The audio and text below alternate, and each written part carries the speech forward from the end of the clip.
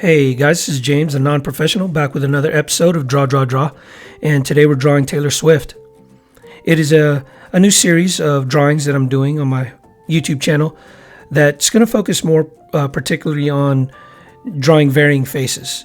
So I took these iconic figures and I studied their faces and I did my best to replicate them into comic book form. The reason why I'm doing this is because I want to draw varying faces when I'm doing different comic books. If I just should determine to create my own characters or to actually draw a comic book, I don't want all the faces to look similar. It's one of the things that I noticed about comic books is that oftentimes people they get comfortable or they get used to drawing a particular type of face and they keep drawing that same face over and over again no matter what the character is.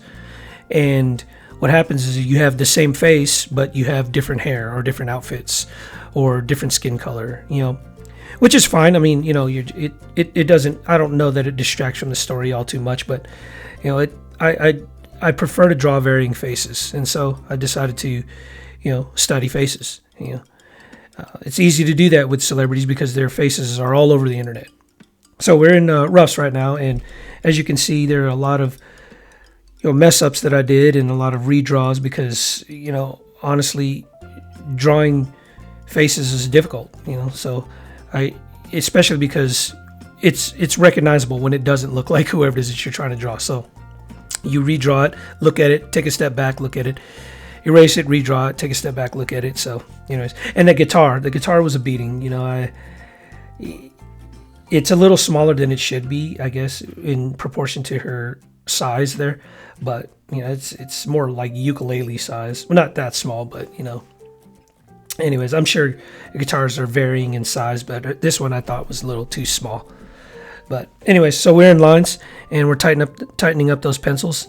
In my opinion, the pencils actually looked better than the inks with regards to the likeness of Taylor Swift.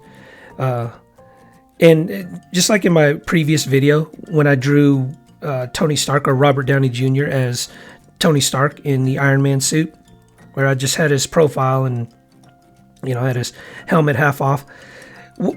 What I like to do with celebrities are, drawing likenesses of actual people is I like to take the most distinctive features of their face and their character and, emphasize those. Make sure you get those particular things right. In the case of Taylor Swift, it's her squinty sort of eyes and her slight overbite. And also her, when she was young, she had like these blonde locks that just went, for days, So, I tried to get those down. I paid particularly close attention to making sure those things were somewhat accurate.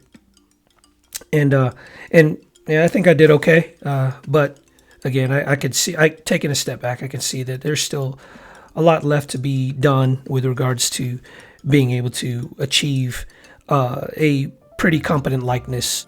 As you can see in this video, I had to erase a lot and I had to go back and I had to redraw over and over again. Those things that you don't typically see in my previous videos because the other videos are things that I already knew how to draw, things that I was confident in. So there's two different modes, I guess, approaches to drawing. The first is to draw things that you're comfortable with. And it's good to keep doing that over and over and over again. Just keep practicing the things that you already know. Because what that does is it ends up refining that skill set and you're able to do it faster and more efficiently. If you do the things that you know how to do over and over and over again, and it becomes ingrained so that you don't even think about how to do it. You just do it and you're not struggling, taking time with your art to try to figure out how to do something. And the other approach to art is to do things that are challenging. Now, what challenging things do is when you challenge yourself with processes and practices, it actually grows or expands your skill sets. And that's why it's important to do challenging things. And that's what I'm trying to achieve here by doing these celebrities. And so you're going to see that from time to time, me doing iconic figures, the Marilyn Monroe and James Dean and probably Bob Marley or Lenny Kravitz or something like that. I don't know. Just figures that are iconic. And the skill set that I'm actually growing, that I'm actually trying to achieve is the skill set of trying to draw varied faces that are not so idyllic, not so immaculately perfect as most typical comic book faces are. They're like immaculate. They're like perfect. And I just want to add a little bit more character to the pinups and the drawings that I do. So drawing human faces in their varied states is the best way to achieve that.